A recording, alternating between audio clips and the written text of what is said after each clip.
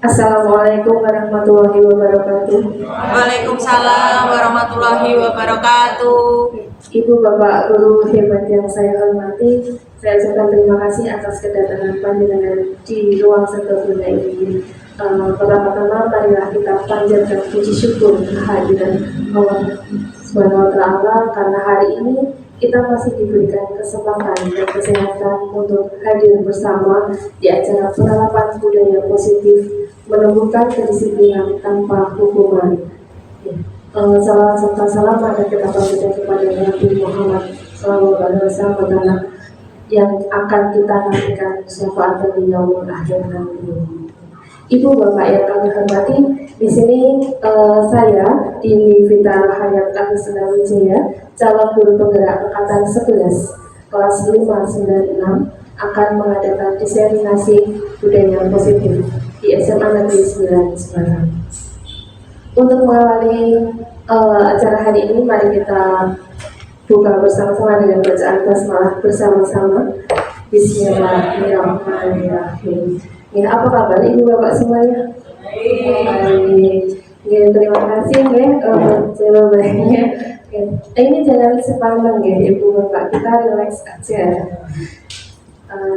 Berikutnya ini ada kesepakatan kelas untuk acara hari ini. Jadi nanti ketika ibu bapak setuju, tolong diberi respon dengan ucapan asik. Kalau tidak setuju, no, gitu ya. Untuk yang pertama, mengikuti kegiatan dengan bahagia. Yang kedua, semua memiliki kesempatan untuk menyampaikan pendapat. Asik. Jika ada yang sedang berbicara, yang lain mendengarkan. Asik. Menjaga kebersihan ruangan. Asik. Aktif dalam diskusi. Asik. Belajar bersama untuk perubahan yang lebih baik. Asik. Dari ibu bapak ada yang mau menambahkan untuk kesepakatan kelas kita hari ini? No. Okay. Terima kasih responnya, okay. Kita melanjutkan. Nah, ini ice breaking dulu ya. Kalau biasanya ibu bapak memberikan ice breaking ke siswa, hari ini gantian saya yang memberikan ice breaking. Kita ice breaking sebut warna. Mungkin sudah pernah, tapi kita perlu mengasah konsentrasi kita, okay. Sudah siap ibu bapak? Siap. Kita mulai ya.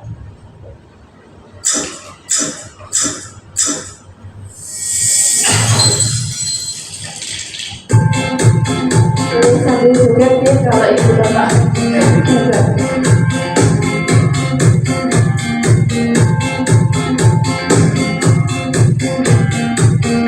Harus konsentrasi. Aturannya sederhana, Anda menyebutkan warna dengan tulisannya. Itu ada contoh kuning, tapi dibacanya hitam. Yuk kita bermain bersama ya. Konsentrasi. Ini masih level muda. Persiapkan diri ibu bapak semuanya. Karena apa?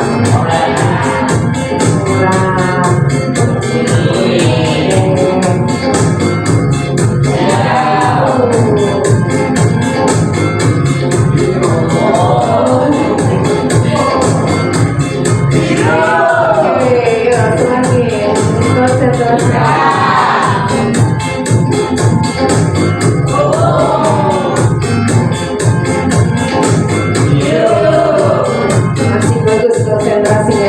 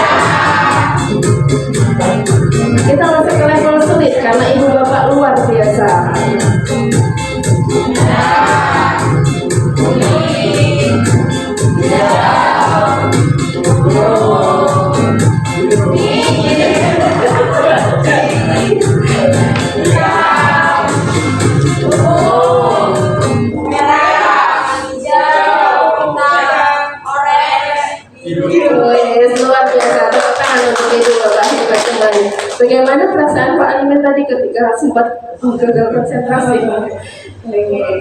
Gagal konsentrasi, guys. Ya, kita lanjutkan untuk berikutnya. Ini sebentar.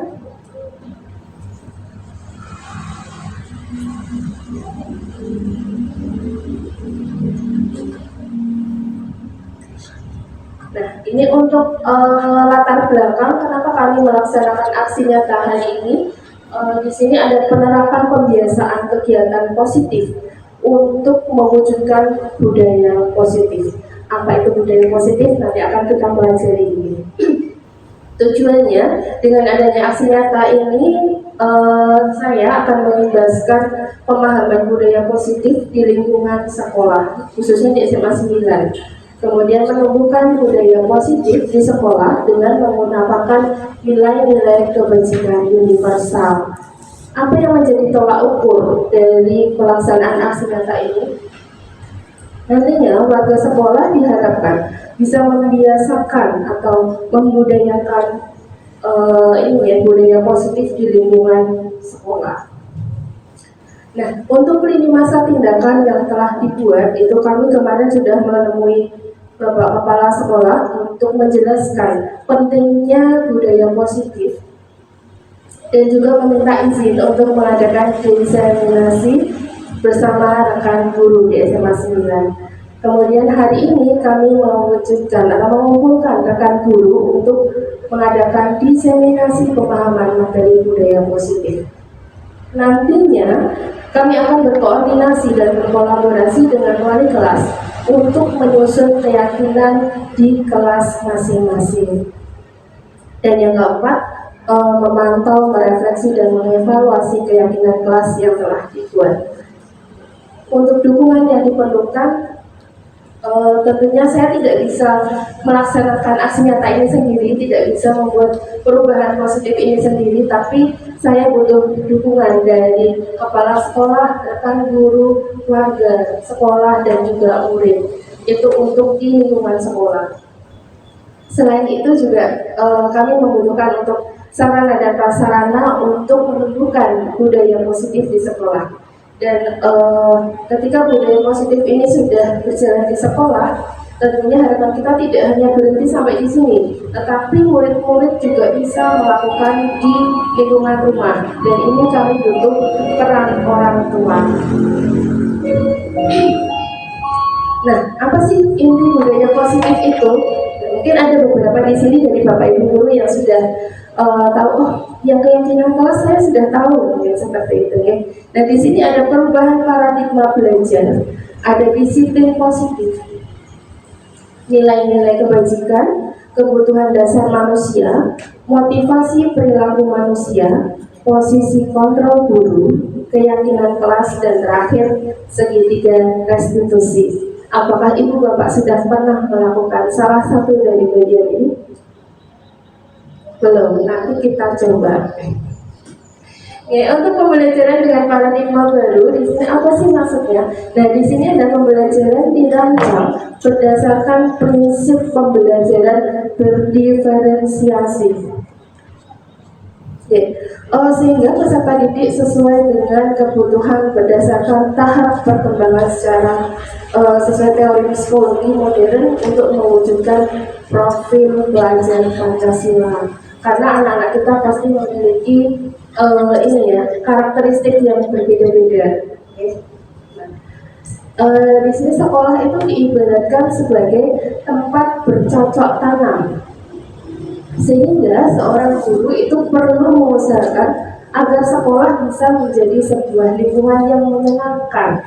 Kata kuncinya menyenangkan, aman, nyaman untuk bertumbuh, serta dapat menjaga dan melindungi setiap murid dari hal-hal yang mengganggu perkembangan potensi murid.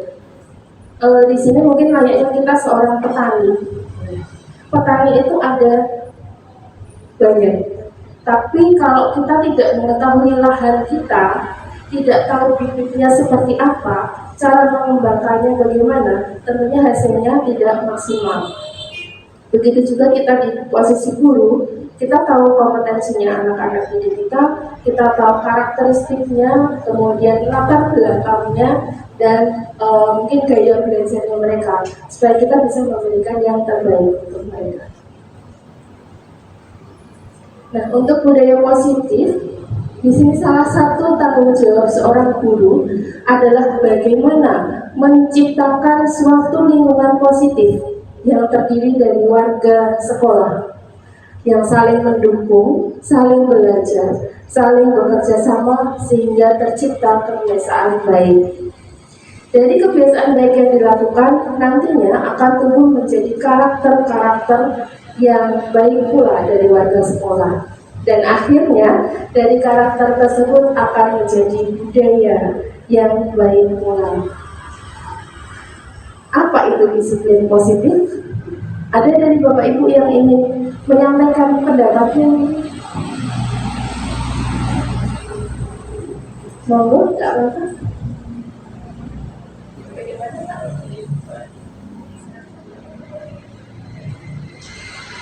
Kalau dari katanya disiplin positif, berarti sebagai guru kita harus menerapkan juga budaya disiplin positif untuk supaya nanti diikuti oleh anak-anak. Itu dari saya.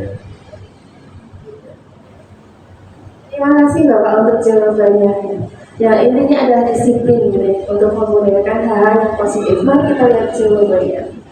Disiplin positif adalah upaya pengembangan pendidikan karakter yang menuntun siswa agar bisa mengontrol diri dan memilih tindakan yang mengacu pada nilai-nilai kebajikan yang mereka yakini agar tercapai tujuan mulia yang mereka inginkan.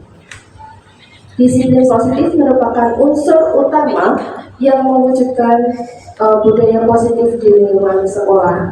Kemudian tujuannya isi menanamkan motivasi intrinsik pada siswa untuk menjadikan orang yang mereka inginkan dan menghargai diri sendiri dengan nilai-nilai yang mereka percaya sehingga tumbuh menjadi pribadi yang lebih baik. Kata kuncinya ada di motivasi intrinsik. Kalau tidak ada motivasi intrinsik, kita nggak bisa berubah.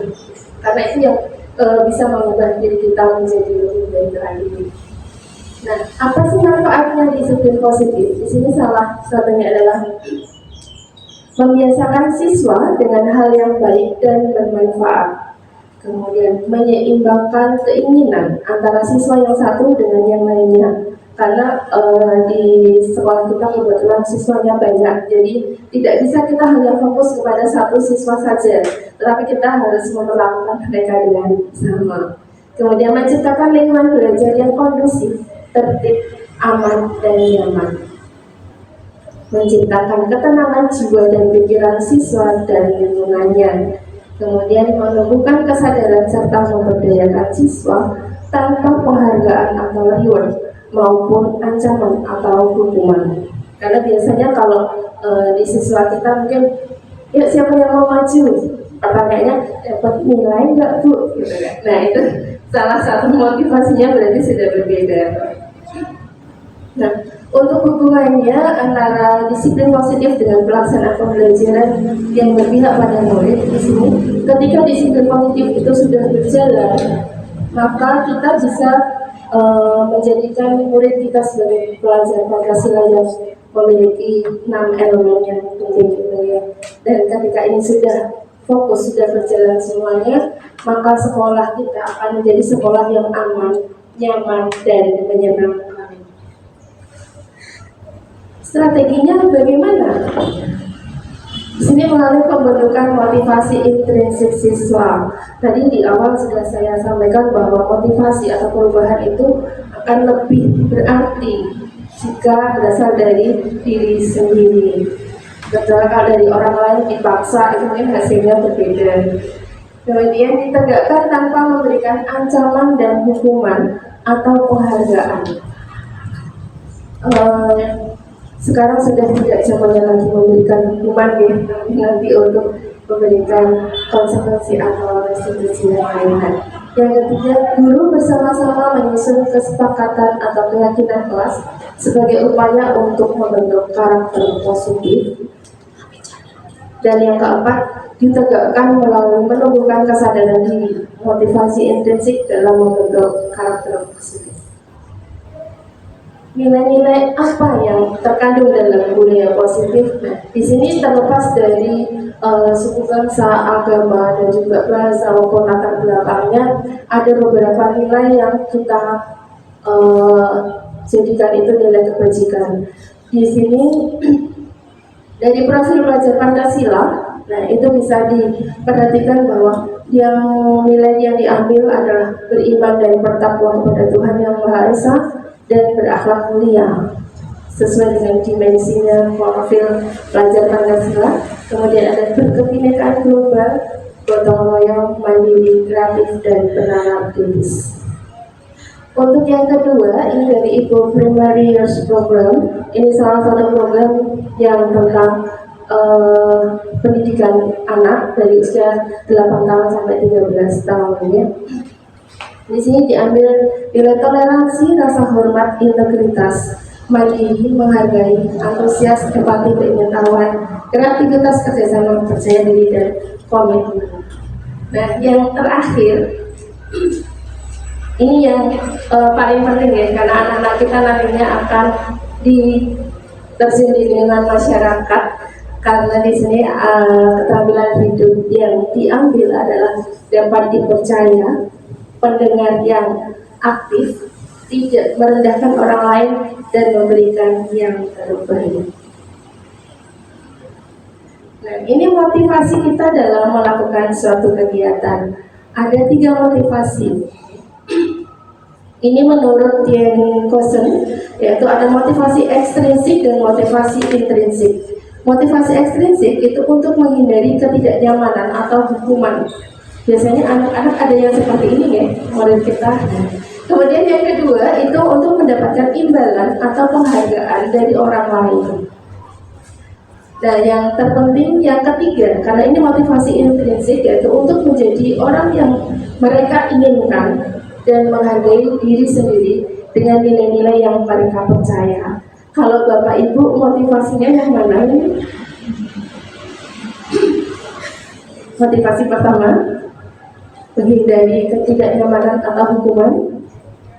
Atau yang kedua nih, dia dapat imbalan, dapat penghargaan. Atau yang ketiga, nah, kita coba studi kasus sebentar.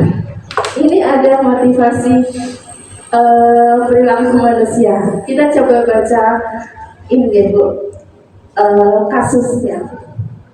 Sebagai seorang pendidik, saat Anda perlu hadir di suatu pelatihan, motivasi apakah yang mendasari tindakan Anda? Ya.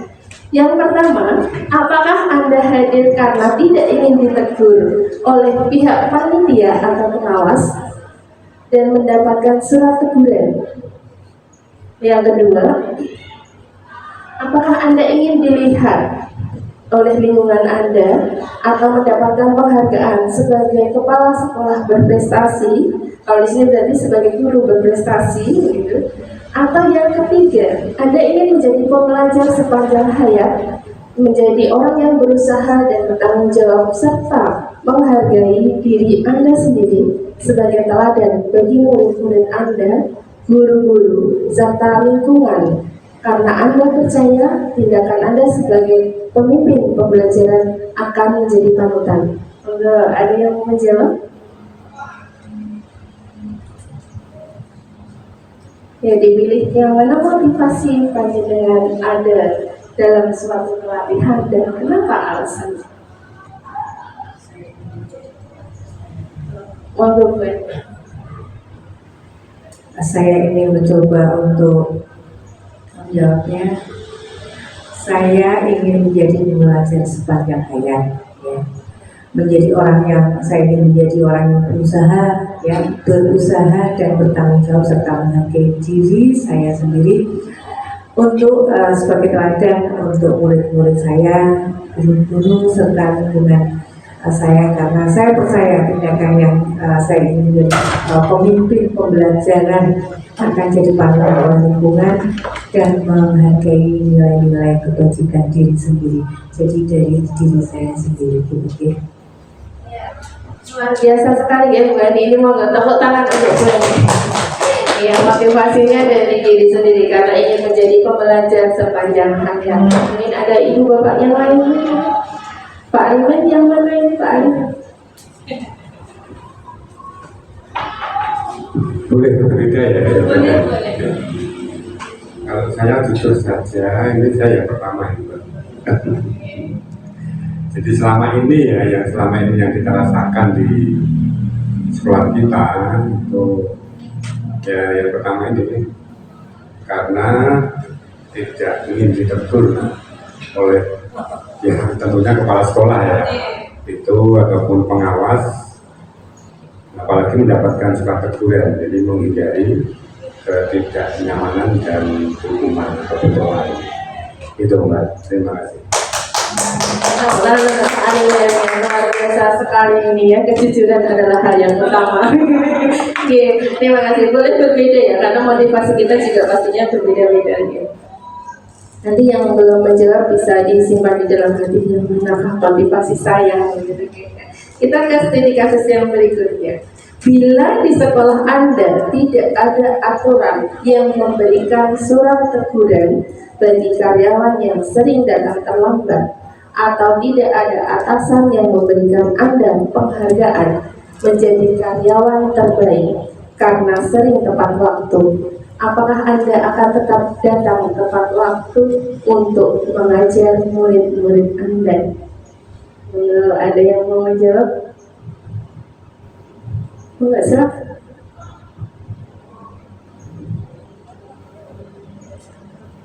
Jawabannya kan saya tetap datang tepat waktu untuk mengajar murid-murid. Sebab murid-murid juga manusia dan saya juga manusia. Apalagi posisi saya sebagai guru kan notabene itu ibu jadi guru. Nanti kalau gurunya telat-telat akhirnya malah menyebabkan bukan kepositifan tapi ke negatifan. Terima kasih jawabannya ya Pak, luar biasa sekali ya. Ini totalitas ya. Kita tetap melakukan hal yang terbaik karena anak-anak didik kita juga membutuhkan kita berada di kelas mendampingi mereka. Jadi mau itu ada ribet atau tidak, kita tetap melaksanakan tanggung jawab kita, gitu ya. Masih ada nih satu lagi. Menurut Anda, dari ketiga jenis motivasi yang tadi kita pelajari pada pernyataan sebelumnya, motivasi manakah yang saat ini paling banyak mendasari perilaku murid-murid kita? Ini sebabnya soalnya yang dari belakang belum. Menurut Mbak, bisa dijawab dulu.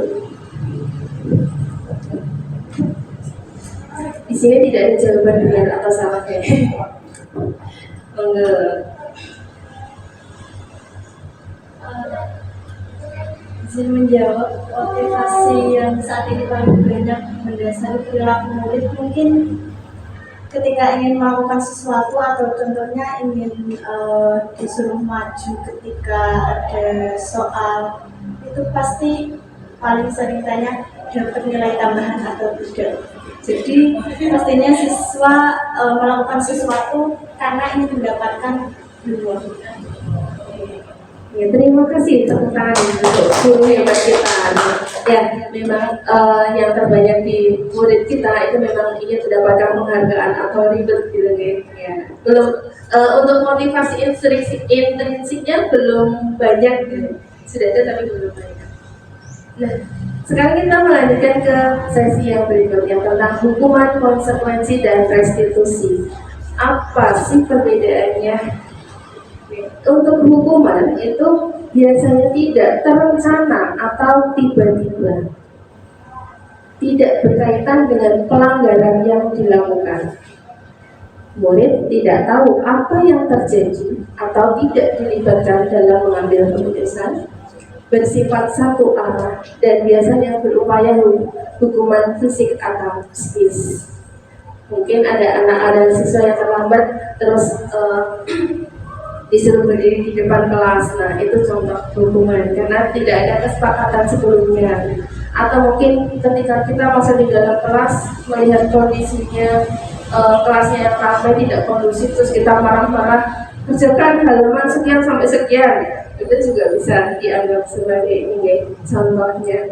Kemudian ada yang konsekuensi terencana atau disepakati sesuai aturan, murid dibuat tidak nyaman dan berkaitan dengan pelanggaran yang dilakukan, sikap guru selalu memonitor murid.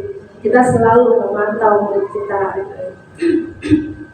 Sedangkan restitusi itu proses menciptakan kondisi bagi murid untuk memperbaiki kesalahan. Proses kolaborasi yang mengajarkan murid untuk mencari solusinya sendiri. Jadi siswa diberikan kesempatan, ketika kamu melakukan kesalahan, solusi apa yang kamu lakukan? Dasar dari siswa. Nah, ini untuk hukuman itu biasanya lebih ke negatif. Seperti awas ya, kalau kamu lakukan lagi, ini mode paksaan. Kalau konsekuensi itu lebih ke netral. Lakukan saja apa yang saya katakan. Di sini merupakan stimulus respon, dan ketika restitusi itu berarti lebih ke positif. Karena apa hal ini yang sesungguhnya ingin kamu lakukan. Di sini kita memakai teori kontrol. Nah, kita masuk ke keyakinan kelas. Mengapa keyakinan kelas? Kok bukan peraturan kelas? Adakah ibu bapak yang ingin menjawabnya? Kenapa harus keyakinan kelas nih? Kok bukan peraturan kelas? Ada bu? Ya kita lihat jawabannya nih. Kenapa keyakinan kelas? Di dalam keyakinan kelas itu, di sini ada nilai-nilai kebajikan yang menekankan pada keyakinan seseorang dan akan lebih memotivasi seseorang dari dalam. Kemudian seseorang akan lebih tergerak dan bersemangat untuk menjalankan keyakinannya daripada hanya sekedar mengikuti peraturan tertulis tanpa makna. Kemudian murid-murid pun demikian, jadi sama ya. Mereka perlu mendengarkan dan memahami arti sesungguhnya tentang peraturan yang diberikan. Apa nilai kebajikan di balik peraturan tersebut dan apa tujuannya? Dan menjadi tidak tertarik atau takut sehingga hanya sekedar mengikuti serangkaian peraturan-peraturan yang mengatur mereka tanpa tujuan.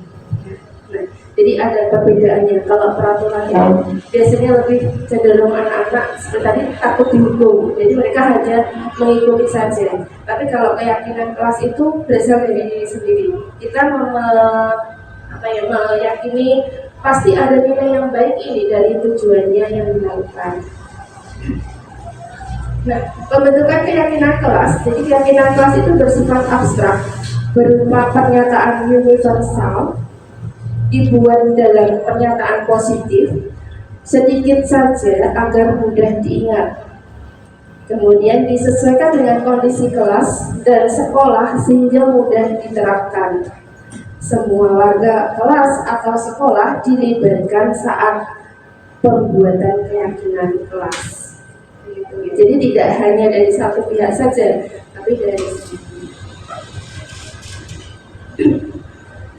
untuk tahapan pembentukan keyakinan kelas, di sini mempersilakan warga sekolah untuk menyampaikan peraturan yang perlu disepakati, kemudian mengubah peraturan menjadi bentuk positif, menemukan nilai kebajikannya, meninjau ulang dan menyetujui keyakinan kelas yang tadi sudah dibentuk, menentukan keyakinan kelas, dan yang terakhir menempatkan atau menempatkan keyakinan kelas di tempat yang mudah dilihat. Mungkin selama ini yang kita susun adalah kesepakatan kelas ya. Kesepakatan kelas itu bagian dari keyakinan kelas. Jadi ada di bawahnya. Ini kita praktek sebentar deh Bapak Ibu.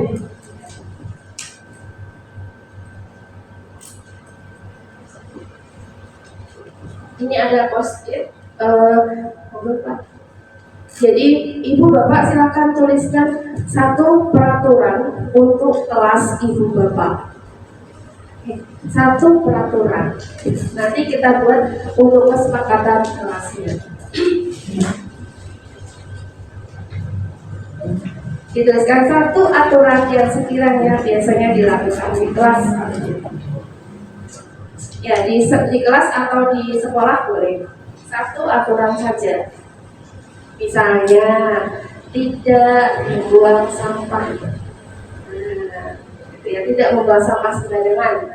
Misalnya contohnya seperti itu. Silakan ibu bapak tuliskan satu aturan untuk kelas atau sekolah.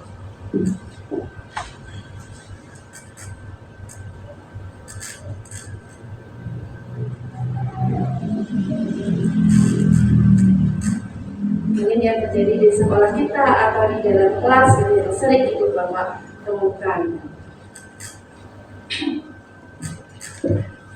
Sambung ibu bapak. Ya, monggo dari Bu Ani bisa dibacakan. Saling menghargai sesama teman. Saling menghargai sesama teman. Semoga dilanjutkan. Tidak merokok. Tidak merokok. Oke.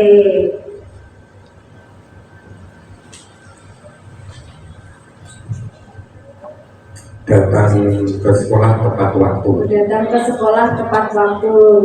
Dilanjutkan ke belakang dulu.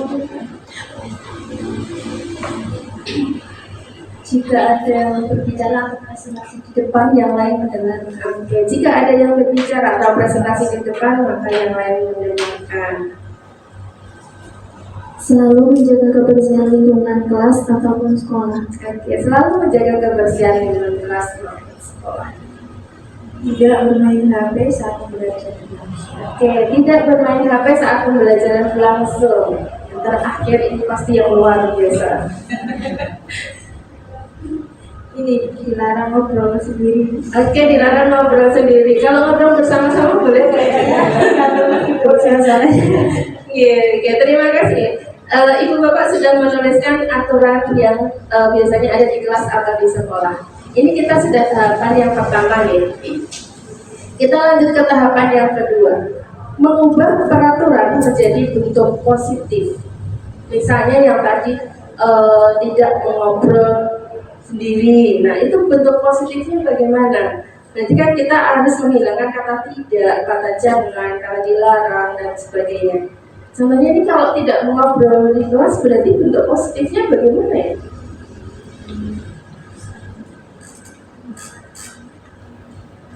Oke, saling memperhatikan atau memperhatikan apa yang disampaikan begitu ya. Terus tadi tidak bermain HP, berarti bentuk positifnya bagaimana? Konsentrasi dimulai. Ya, jadi fokus ya pada pembelajarannya. Kalau yang tidak merokok, pripun Pak?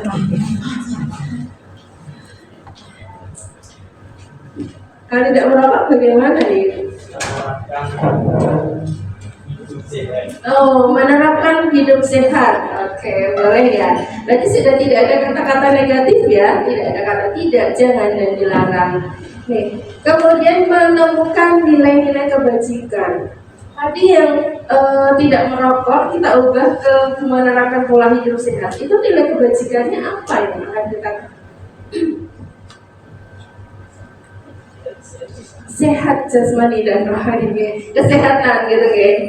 Kemudian tadi dari Pak Aliman itu datang ke sekolah tepat waktu. Nah, ini nilai kebajikannya apa? Disiplin, oke, luar biasa. Terus kemudian tadi tidak tidur di kelas gitu, atau konsentrasi ya, konsentrasi dalam pembelajaran, fokus. Itu nilai kebajikannya adalah mengerti, paham, menghargai, gitu, menghargai sesama lain. Ya, itu contoh nilai kebajikan dari keyakinan kelas yang kita bentuk. Kemudian meninjau ulang. Apakah ibu bapak semuanya setuju dengan tadi keyakinan kelas yang kita bentuk? Setuju. Katakan asik. Ya, setuju dengan keyakinan kelas yang sudah kita bentuk. Nah, keyakinan kelas yang tadi sudah kita sepakati, kita setujui, itu bisa ditempelkan di kelas atau mungkin di lingkungan sekolah yang mudah kita lihat. Jadi sebaiknya tidak banyak-banyak. Jadi ketika ada beberapa aturan yang itu nilainya atau hampir sama, itu bisa dijadikan satu. Gitu, ya. Kita lanjut ke kebutuhan dasar manusia. Ibu masih semangat, Ibu Bapak? Masih. Ya. Di sini ada kebutuhan dasar manusia yang harus kita penuhi. Di situ ada bertahan hidup. Kita harus bertahan hidup untuk mencerdaskan kehidupan bangsa. Kemudian ada penguasaan, ada kasih sayang dan rasa diterima, ada kebebasan dan kesenangan. Segala sesuatu yang kita lakukan itu untuk mendapatkan apa yang kita inginkan. Pasti ada tujuannya. Seluruh tindakan yang kita lakukan memiliki tujuan tertentu dan usaha yang terbaik. Yang kita lakukan adalah dalam rangka agar kebutuhan dasar kita terpenuhi dengan baik. Di sini saya berdiri di sini untuk melakukan salah satu kebutuhan dasar manusia, yaitu penguasaan. Karena saya harus menguasai materinya terlebih dahulu sebelum menyampaikan kepada Bapak Ibu semuanya. Ya. Nah, ini nih kebutuhan 5 kebutuhan dasar manusia. Untuk bertahan hidup itu contohnya makanan, pakaian, tempat tinggal, keamanan, dan kesehatan. Hari ini, apakah Bapak Ibu sudah memenuhi kebutuhan dasar untuk bertahan hidup? Alhamdulillah sudah. Makanan sudah, ya, pakaian sudah, tempat tinggal sudah. Kedua yang kedua, kasih sayang dan rasa diterima. Rasa diterima, dipedulikan, berbagi dan kerjasama. Ini sangat penting, ya, mempengaruhi emosi kita dalam melaksanakan tugas. Kemudian penguasaan berkaitan dengan harga diri, keinginan untuk dianggap, memimpin, diakui dan didengar. Di sini saya ingin Ibu Bapak mendengarkan saya. Kemudian kebebasan bagi mandiri, mencoba pilihan, mencoba hal baru, mengalami dan mampu mengendalikan diri. Dan yang terakhir adalah kesenangan, yaitu antusias, bisa tertawa, bermain, dan lain sebagainya. Sudah terpenuhi semua kan Bapak Ibu kebutuhan dasarnya? Alhamdulillah sudah. Ya, karena sudah terpenuhi maka kita ke teori kontrol. Ini yang agak susah gitu, ya. Ya, karena teori kontrol ini mempelajari berbagai teknik dan strategi untuk mengatur tingkah laku manusia agar mampu menyesuaikan diri atau taat pada aturan lembaga, masyarakat atau kelompok. Dalam rangka mewujudkan budaya positif yang berpihak pada murid, guru perlu mengubah paradigma dari stimulus respon ke teori kontrol. Dengan menerapkan teori ini, kita menjadi lebih humanis dalam memandang murid kita dan berdampak pada terjadinya hubungan sosial yang lebih erat antara guru, murid, dan lebih toleran, memiliki rasa empati dan peduli.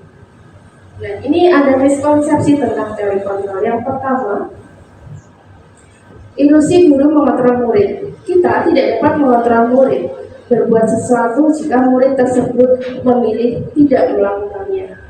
Nah, kita tidak boleh memaksa. Kedua, ilusi bahwa semua penguatan positif, efektif, dan bermanfaat. Penguatan positif itu bentuk-bentuk kontrol dalam jangka waktu tertentu, murid menyadari dan mencoba menolak. Kemudian bisa jadi murid tergantung dengan pendapat guru, jadi mereka tidak memiliki kesempatan untuk menyampaikan pendapatnya sendiri. Kemudian ilusi bahwa kritik dan membuat orang merasa bersalah dapat menguatkan karakter. Menggunakan hal tersebut akan menuju pada identitas yang gagal. Kemudian ilusi bahwa orang dewasa memiliki hak untuk memaksa. Di sini perilaku memaksa tidak akan efektif untuk jangka waktu panjang dan sebuah hubungan permusuhan akan terbentuk. kalau kita dipaksa hasilnya tidak bisa maksimal, begitu ya. Nah, untuk merubah paradigma stimulus respon ke pendekatan teori kontrol, itu kita bisa melakukan hal-hal sebagai berikut. Yang pertama, kebutuhan kita kalau stimulus respon itu kebutuhan kita sama. Tapi ketika menurut teori kontrol, maka kebutuhan kita itu berbeda-beda. Kemudian semua orang melihat hal yang sama. Tapi ketika kita menggunakan teori kontrol, setiap orang melihat gambaran yang berbeda. Kalau di stimulus respon yang ketiga, kita mencoba mengubah orang agar berpandangan sama dengan kita. Tapi ketika di teori kontrol itu kita berusaha memahami pandangan orang lain tentang dunia. Perilaku buruk dilihat sebagai suatu kesalahan. Tapi ketika di teori kontrol, semua perilaku pasti memiliki tujuan. Di stimulus respon, orang lain bisa mengontrol saya. Tapi teori kontrol hanya Anda yang bisa mengontrol diri Anda sendiri. Kemudian, saya bisa mengontrol orang lain. Tapi ketika di teori kontrol, Anda tidak bisa mengontrol orang lain. Pemaksaan ada pada saat bujukan ada. Kalau di teori kontrol, kolaborasi dan konsensus menciptakan pilihan-pilihan baru. Di stimulus respon yang terakhir, model berpikirnya itu menang atau kalah. Tapi ketika teori kontrol, model berpikirnya adalah menang dan menang, tidak ada yang salah. Ini untuk 5 posisi kontrol. Yang pertama sebagai penghukum, biasanya menggunakan hukuman fisik atau verbal dengan ancaman. Yang kedua, pembuat merasa bersalah, menggunakan bahasa yang lembut namun dapat membuat orang lain merasa tidak nyaman, bersalah, atau rendah diri. Yang ketiga, posisinya sebagai teman. Di sini menggunakan bujukan seperti seorang teman. Yang keempat, sebagai pemantau, yaitu melandasi tindakan pada peraturan dan konsekuensi. Yang terakhir, sebagai manajer, mempersilahkan murid mempertanggungjawabkan perilakunya dan mendukung murid menemukan solusi atas permasalahannya sendiri. Nah, ibu bapak yang saya hormati, apakah pernah ibu bapak memposisikan diri sebagai penghukum?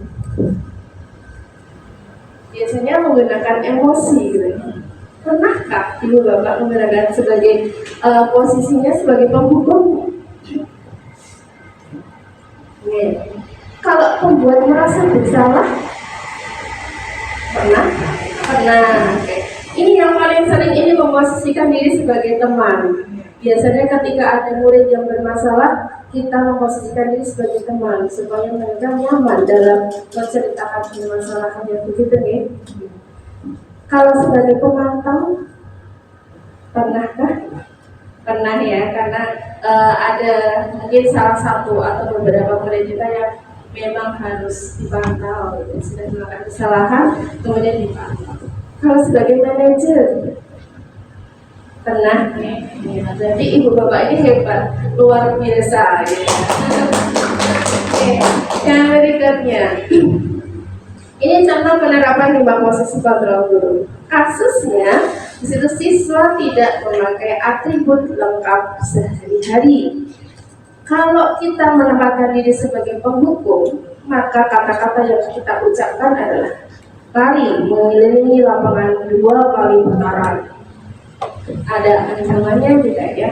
Tapi kalau kita memosisikan diri sebagai pembuat rasa bersalah, itu sudah berapa kali diberitahu kamu selalu membuat ibu kecewa, gitu ya.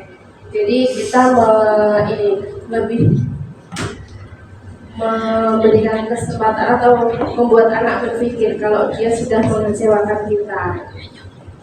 Kemudian kalau posisinya sebagai teman, ayolah, biasanya kan gitu ya, jangan lain kali, jangan diulangi lagi ya, bantu ibu dong, ikut nih peraturan sekolah. Kalau sebagai pemantau, kamu sudah melanggar aturan sekolah, kamu tahu kan konsekuensinya? Silakan beri atribut dan jangan diulangi lagi. Yang terakhir nih, sebagai manajer, apa kamu tahu kesalahanmu? Kira-kira bagaimana kamu akan memperbaiki kesalahanmu? Dan kalau posisi manajer itu siswa diminta untuk mencari solusinya, diberikan kesempatan untuk menentukan solusinya.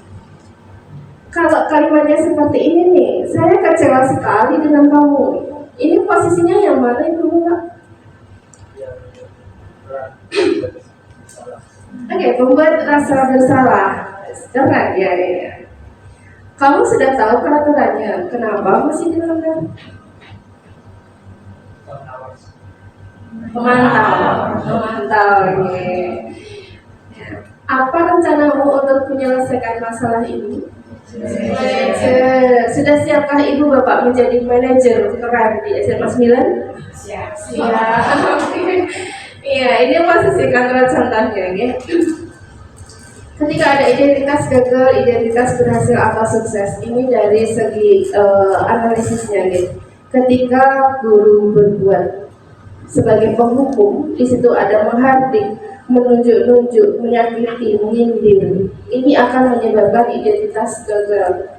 Jadi anak sudah tidak memiliki identitas diri. Mungkin efeknya bisa jadi anak tersebut down, anak tersebut jadi pendiam, jadi murung, dan lain sebagainya.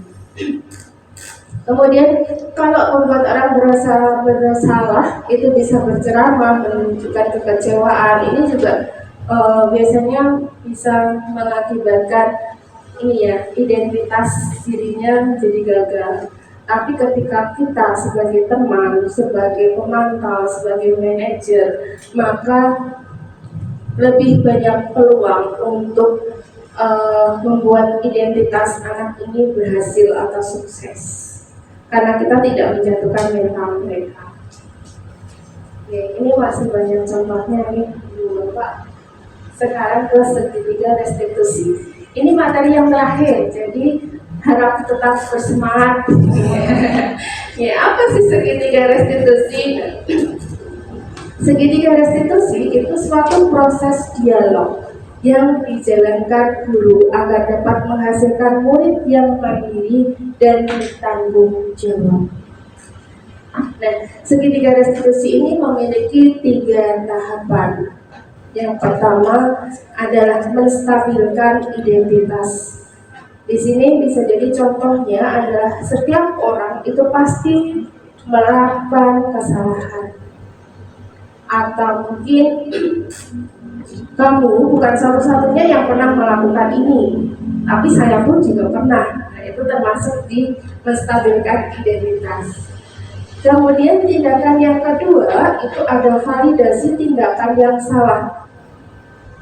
Contohnya, kamu tentu punya alasan mengapa melakukan itu. Jadi kita mencari tahu alasannya anak tersebut apa. Kemudian, adakah cara yang lebih efektif untuk mendapatkan apa yang kamu butuhkan? Bisa juga kita menanyakan tindakan yang kamu lakukan ini benar atau salah, itu juga masuk di validasi tindakan. Yang tahapan ketiga adalah menanyakan keyakinan. Keyakinan kelas apa yang telah kita sepakati? Kemudian, kamu ingin menjadi orang yang seperti apa? Ini perlu kita lakukan. Ketiganya supaya kita mendapatkan hasil yang maksimal. Untuk solusinya itu biasanya ada pada menanyakan keyakinan. Jadi setelah keyakinan kelas apa yang dilanggar oleh siswa, oleh murid, maka dari situ kita menawarkan atau memberikan kesempatan kepada murid untuk menemukan solusinya. Kalau kamu melanggar seperti ini, melanggar keyakinan kelas, maka selanjutnya solusinya apa? Atau apa yang bisa kamu lakukan untuk memperbaiki di sini? Nah, untuk menstabilkan identitas itu berdasarkan prinsip membuat kesalahan adalah bagian dari proses pembelajaran.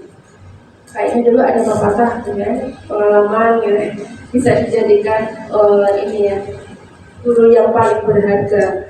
Kalau kita belajar dari kesalahan mungkin akan lebih tahu, oh kalau saya melakukan seperti ini hasilnya ini. Jadi bisa ada motivasi untuk menghindari melakukan kesalahan.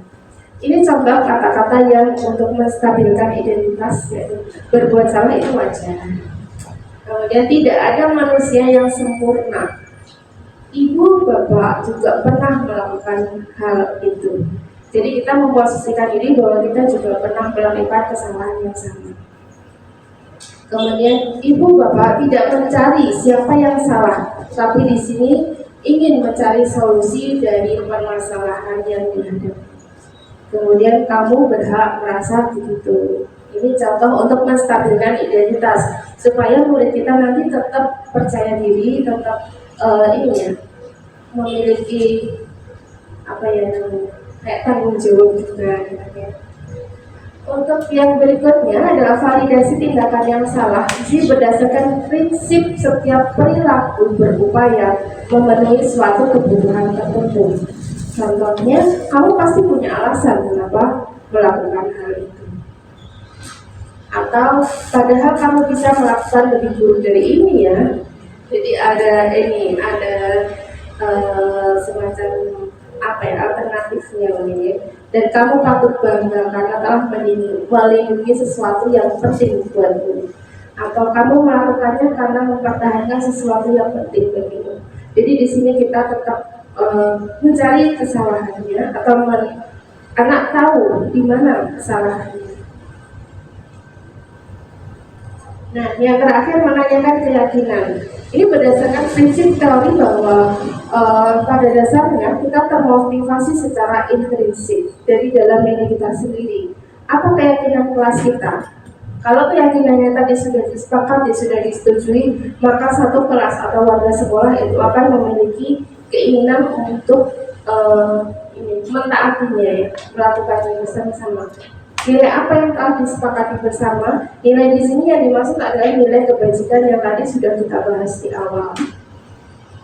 Seperti apa gambaran sebuah kelas ideal menurut kamu? Kita akan menggali dari siswa. Mereka ingin kelas yang bagaimana? Ingin pembelajaran yang seperti apa? Dan yang terakhir, kamu ingin menjadi orang yang seperti apa? Ada yang seperti ini contoh penerapan tiga restitusi yang kemarin saya lakukan bersama anak-anak.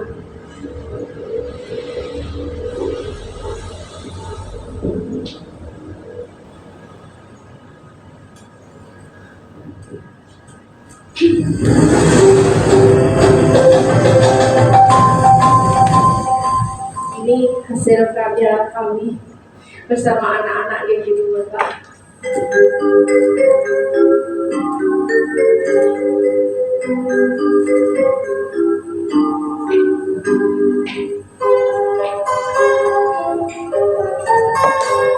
Ini penerapan segitiga restitusinya. Tahapannya yang tadi kita bahas bersama-sama. Kemudian yang berikutnya adalah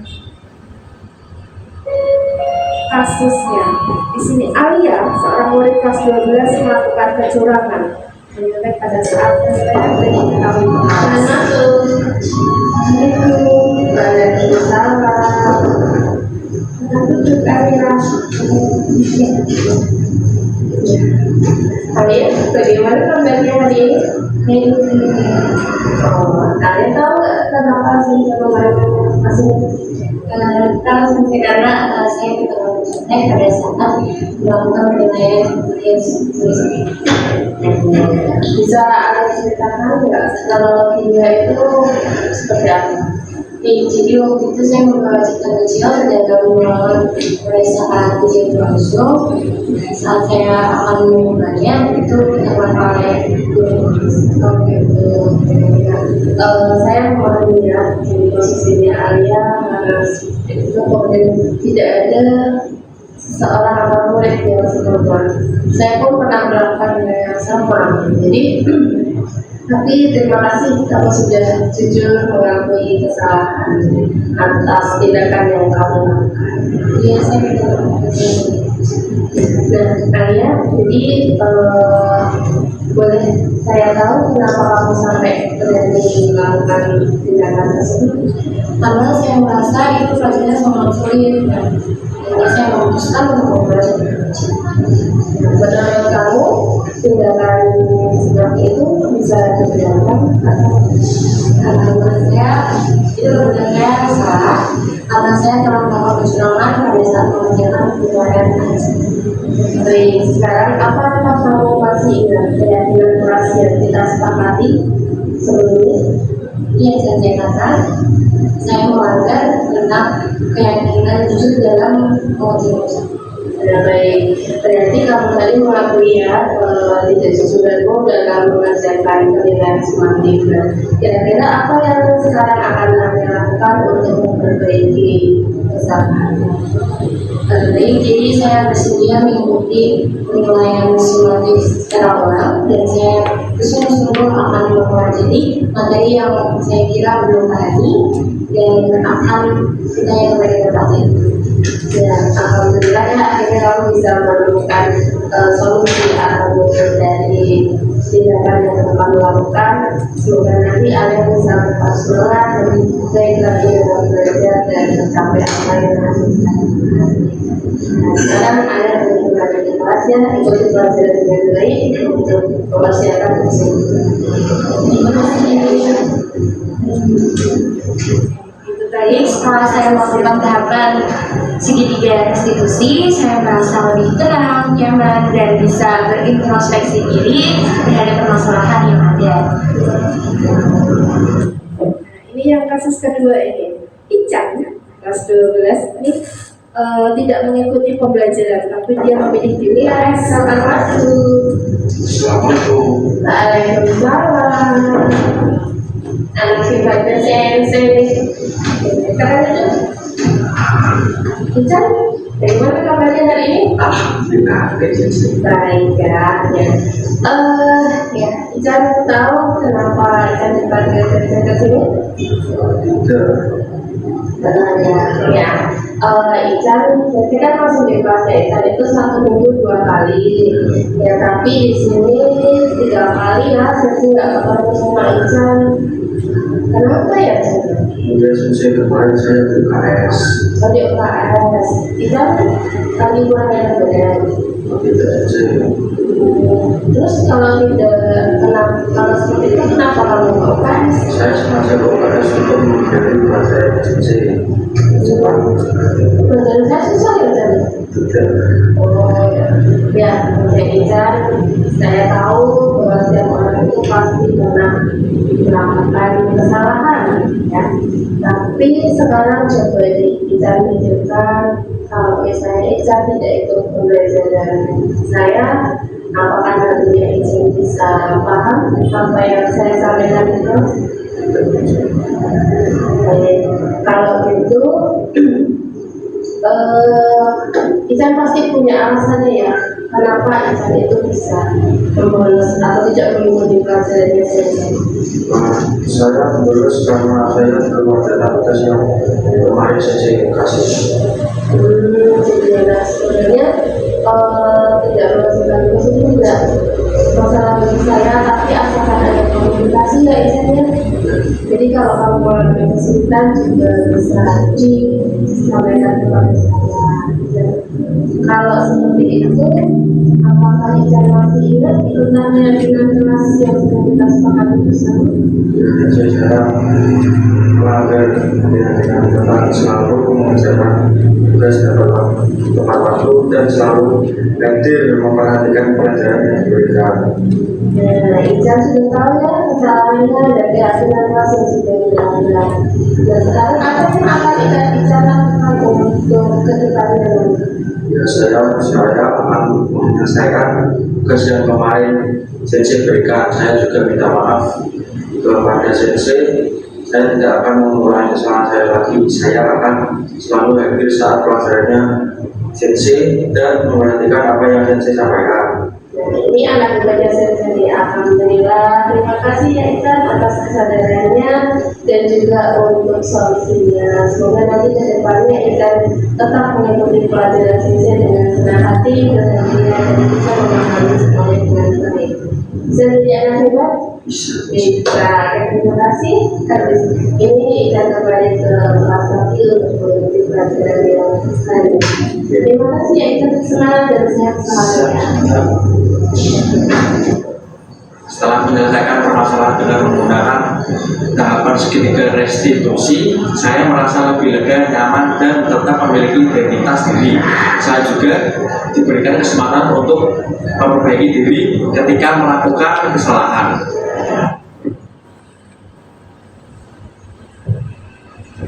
Ya, itu contoh penerapan segitiga restitusi yang sedang kami lakukan. Ibu bapak pasti bisa melakukan segitiga restitusi ini di dalam kelas ibu bapak, karena di setiap pembelajaran pasti ada satu atau dua siswa kita yang mungkin mengalami permasalahan, baik itu untuk pembelajaran, untuk tugas, atau mungkin kadang permasalahan dari keluarga yang akan mempengaruhi pendidikan anak. Kita lanjutkan ya, masih ada satu terakhir.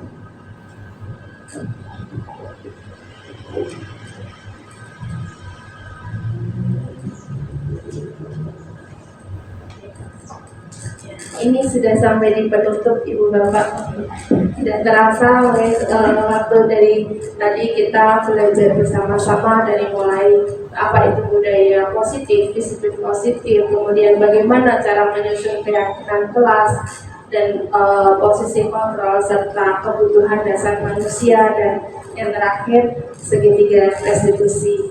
Nah, di sini sebagai penutup, dalam penerapan program disiplin positif, hendaknya guru memiliki standar kepribadian profesional dan sosial yang baik, di mana guru mampu merefleksikan dirinya dalam posisi kontrol saat ini.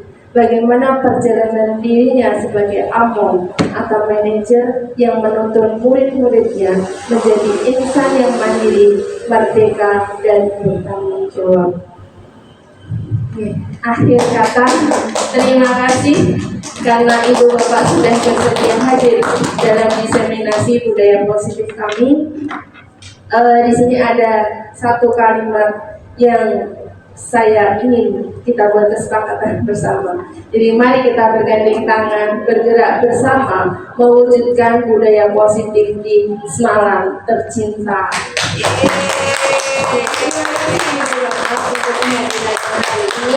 Semoga kita bisa menjadikan Semalang jadi lebih baik lagi. Saya akhiri untuk sesi diseminasi saya hari ini. Kita masih bisa berdiskusi bersama tentang budaya positif atau tentang hal-hal lain yang tentang pembelajaran. Yang penting kita mengutamakan pembelajaran yang berpihak pada murid. Sekian dari saya, terima kasih. Assalamualaikum warahmatullahi wabarakatuh. Waalaikumsalam.